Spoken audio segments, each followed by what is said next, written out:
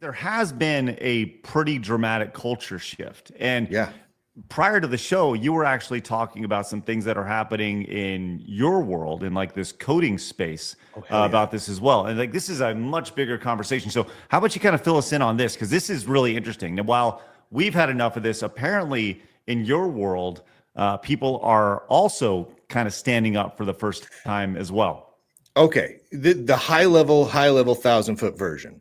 In the world of open source software, big tech conferences, and the like, we've had the crazy woke DEI stuff has been rampant, like to the point where there are no tech journalists outside of myself that generally speak negatively of the woke or the DEI stuff. Most of the major corporations and organizations are run very actively by people who are very pro that particular politics and ideology, and people have been afraid to speak up.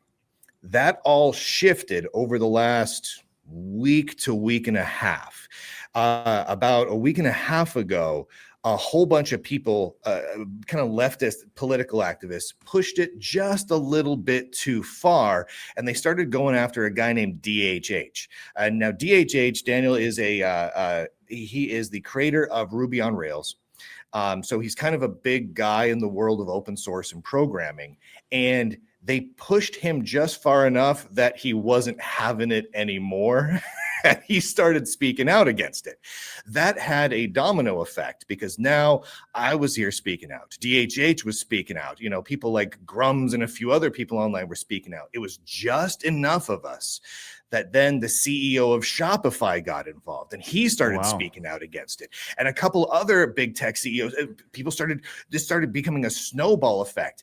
And then somehow or another, the DHH, the guy who created Ruby on Rails, kind of became sort of a Spartacus kind of a thing, where people started standing up on social media and whatnot, declaring, "I stand with DHH, I'm DHH." And it was great because all of a sudden, all the people that were afraid to speak out because they were afraid to lose their jobs, they were afraid they were going to get kicked out of their projects, were now covered. Because there was hundreds and thousands of people all speaking out at once against the woke DEI insanity in open source and Linux and enterprise computing and everything else, with the coverage of multiple CEOs, multiple, big project founders, and on and on and on. And it just became this great big thing. Now there's like a couple hundred memes floating around about it. People are going nuts. And the people that were the political activists pushing all the woke stuff, they're tripling down. They're calling for violence against people like me and DHH and the CEO of Shopify and a bunch of other people. And that's just making the point even bigger. So now all the people who were already speaking out are now saying, well, I'm going to speak out against the wokeness even harder now, which is causing more people to flood in. So we've got this kind of mass revolution sort of moment occurring. I mean, it's a long way from settled, but we finally are seeing a change. Well, so people are starting to push back here. Your tweet says a group of left activists are pushing for the Ruby on Rails project to remove the project's founder because they claim he holds, quote, racist and transphobic views, which, if you've been around for the past 5 years, everybody just kind of laughs off those words now anyways. And other traits undesirable here. I love that phrase. I have other traits undesirable. It sounds so fancy. It sounds very Shakespearean. I think it's fantastic. Here it is. Adopt a modern code of conduct. Here. There it is for the modern audience. If the fictional modern audience over here. We do not want to restrict DHH's freedom of speech. He can write and say whatever he likes. However, free speech is not freedom from the consequences of that speech. And we as a community are completely free to not associate with people who hold views we find abhorrent. Now, here's the crazy thing. Yes. Those same people who are saying, oh, freedom from the consequences of your speech. You can't have freedom from the consequences of your speech are the same people who were saying, oh, it's the end of democracy if Jimmy Kimmel's show is not on the air. Right. It's hypocritical, to say the least. It's ridiculous. Wow. Plan Vert was a railway sabotage campaign by the French resistance during World War II. This is what they're calling it? Plan Vert? So these people are literally comparing themselves to the French resistance of World War II. That's how seriously they take it. And it's going poorly for them. Very, very poorly. Thousands of people have stood up and said this is absolutely insane. They've gotten, they've got dozens of people who are signing on to the project that are their allies, whereas there's thousands of people flooding onto them saying how crazy this is. So they're failing, but man, are they doubling down. They're calling me and DHH and a bunch of other people Nazis and fascists and bash the fash and kill those Nazis. And it's escalating in a crazy way. It's absolutely insane that this is going on. And what's really nuts to me is these stories that I've been publishing, just from mine alone, at least 10 million views over the last week of this particular story from my podcasts and the X posts and everything else. Whereas, so it is, if you look at the pure numbers, it is the largest story in the world of Linux, open source, enterprise computing, big tech, etc., in terms of total number of people seeing it and interacting with it. By far biggest story. Not one tech news outlet besides me is covering this. Not one, which is great for me because I get all the views. But it's crazy to me that Wired, Ars Technica, Verge, The Register, not one big tech news outlet is covering the story, even though it's the biggest story in the entire world of big tech and open source. Not one. Wow. Well, this person here, Danielle Foray over here, look, I can learn a lot about somebody just based off where they post. And this person is still posting on Mastodon. Yeah. Remember Mastodon? Like, that tells you everything you need to know about this person. They haven't even gone over to Blue Sky yet. They're still posting on Mastodon of all things. Like, that's the great thing. When people post on Mastodon, they feel that Blue Sky is a right-wing fascist haven.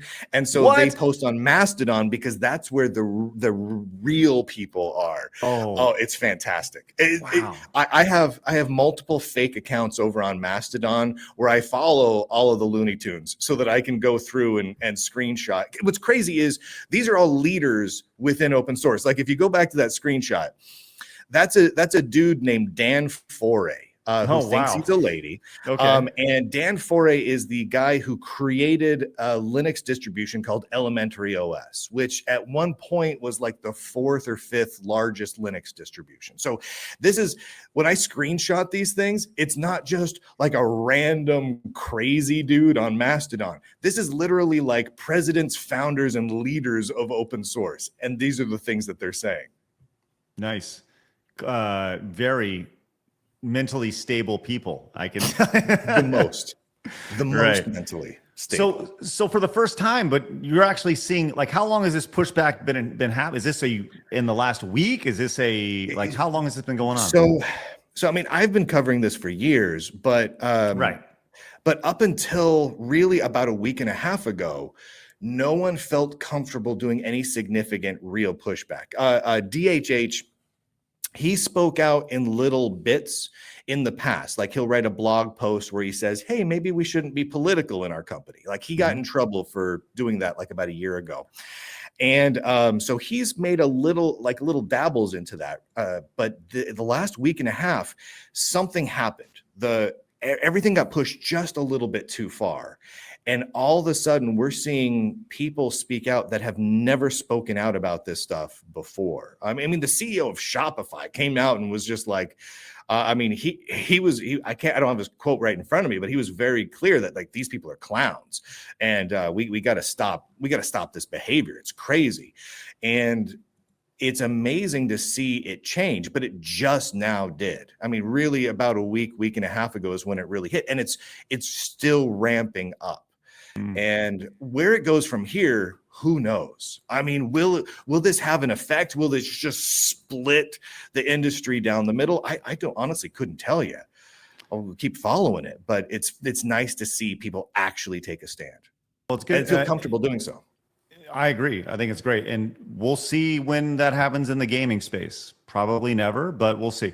Eric, I wanted everybody to know that Dan is a Tylenol American. Well, thank you, Eric, for the clarification on that. This is important information. Now, what we talked about, like, I think this is a larger part of the cultural shift that's happened in society as a whole. And a lot of this actually stems from what's happening literally today, as the Secretary of War over here was speaking directly to the military, which I think once again, this is a trickle-down effect that it starts at the top and it trickles all the way across society. And that's when you have people like our leaders saying, hey, we're done with this shit. That trickles down into all industries. And this is what he said today. To remove the social justice, politically correct, and toxic ideological garbage that had infected our department. To rip out the politics. No more identity months, DEI offices, dudes in dresses. No more climate change worship. No more division, distraction, or gender delusions. No more debris. As I've said before, and will say again, we are done with that shit. I've made it my... I mean, pretty fucking emphatic with Hey, that I think the statement. Sec of Defense Lou just said, we're done with that shit. I like that. He did. Yeah. And I'm down with that. Yeah. I mean, he should watch his mouth. But honestly, if there was a time when it's okay to drop one swear word, that was a pretty well-placed swear word. So, I'm okay with it. Yeah, pretty great stuff. He continued, though, which further in here, he tells top military brass to resign if they disagree with the return to the male-only standards, and ends with DEI. So let's, once again, this is our leadership saying, hey, it's over. It's over. Awesome. And you know what? I'm on board. Hell yeah. To our great republic, at great sacrifice to yourselves and to your families. But if the words I'm speaking today are making your heart sink, then you should do the honorable thing and resign. Get the fuck out of here. Okay, I'm on board so far. We would thank you for your service. But I suspect, I know, the overwhelming majority of you feel the opposite. These words make your hearts full. You love the War Department because you love what you do, the profession of arms. You are hereby liberated to be an apolitical, hard-charging, no-nonsense, constitutional leader that you joined the military to be. We need you locked in on the M. Not the D, the E, or the I, not the DEI or the DIE of dime. By that I mean the M, military, of the instruments of national power. Like, Awesome. all he's saying is, look, meritocracy. That's the way we're going to do this thing. It's not going to worry about your oppression Olympics. We're just going to find the best people to do the best job as efficiently as possible. And I love it. I do. I love everything about what he's saying here, because like I said earlier, it trickles down into the tech industry, the coding space, the video game industry, the entertainment industry. They all will follow the lead. And we've seen this, once again, going back 5 minutes ago when we were talking about how big tech, you know what? We did mess up when we suspended you and banned you and blacklisted you in the middle of the insanity of the last administration. I challenge anybody to push back on what he said there. I don't see anything negative about that at all. But I'm open to hearing it. I'm open to hearing about it. Phoenix, you got anything? Lunduke? No, I love Pete. I'm so happy he said that. I just love everything this administration is doing. Lunduke? I agree. This is like you were saying, when the leadership does, they set the tone, and what they do and what they say has an impact. I mean, earlier this year, when we saw Donald Trump take office in January, and he started signing all those executive orders. Like he said, no, if your company does business with the government, you can't have these DEI programs anymore. Otherwise, you don't work with the government anymore. And after he signed that executive order this last January, a slew of companies who had been knee deep up to their eyeballs practically in DEI, they are all like, well, we've been thinking for some time about dialing back the DEI stuff. You know what? We don't even have a DEI department anymore. It's not related to what Donald Trump said or anything, wink, wink, wink, but we're just not going to do that so much anymore. We saw that with Adobe and IBM and a whole bunch of other companies. And it all happened because of executive orders and leadership coming from the president, from the executive office. So that really does have a massive impact. I mean, the lawsuits didn't change the companies. I mean, there was lawsuits against IBM. They kept up with the DEI. There was employee movements against IBM. They kept up with the DEI. I was out there screaming and publishing whistleblower leaks about IBM. They kept up with the DEI. But when Trump rolled into town with an executive order, IBM leadership went, oh, you know what? We were thinking about getting rid of DEI anywho's. Well, It has an impact. Wow. It's been amazing to see the cultural shift back since November, and this has all happened very, very quick. So I understand why those who felt emboldened and empowered over the last decade or so, all of a sudden they feel like they're being victimized. Oh my gosh, I can't believe it. Like, I just go back to the idea of for the first time they're being told no. And they just can't understand this process. What? Like, you have a spoiled kid who's told, no, you can't have that chocolate. And they go, what are you talking about? You're horrible. You're a bad mom, or whatever. They're furious. Yeah. They're pissed. Yes. And I'm all here. I'm loving it. I'm straight up McDonald's in this shit. I am all loving it right now. It's great. Hey, YouTube said you should watch this video too. Obey the overlords.